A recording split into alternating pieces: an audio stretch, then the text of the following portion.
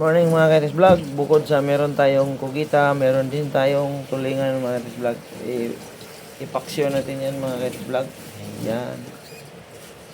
Paksyo ang labanan nito mga Kaitis Vlog. Dalawa yan sila mga Kaitis Vlog.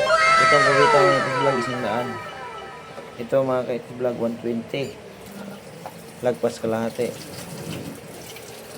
So, mamaya mga Kaitis Vlog, titirahin natin yan. So, hanggang dito na lang mga Kaitis Vlog. Magandang umaga sa inyo lahat. Good morning mga Kaitis Vlog.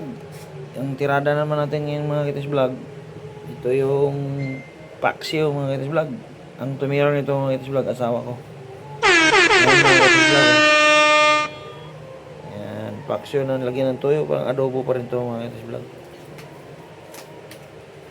Ayan. Shout out dyan sa lahat ng mga solid followers ko mga Kaitis Vlog.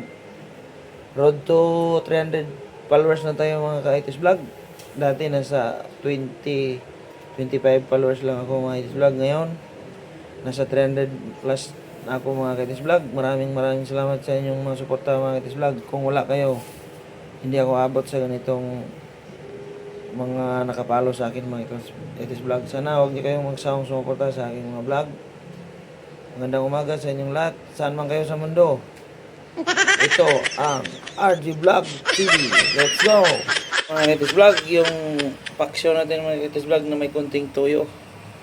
Luto na mga Kaitis Vlog. Shout out dyan sa aking mga solid followers na nakasubaybay sa aking video. Magandang umaga sa inyong lahat. Ito na ang pangatlong araw. Pangatlong araw itong mga Kaitis Vlog na ulam. Yan. So hanggang dito na lang mga Kaitis Vlog.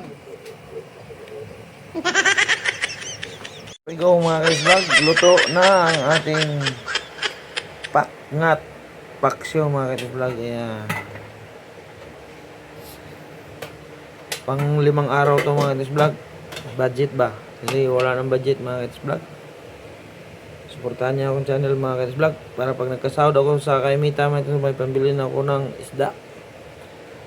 Joke lang mga Kaitis Vlog.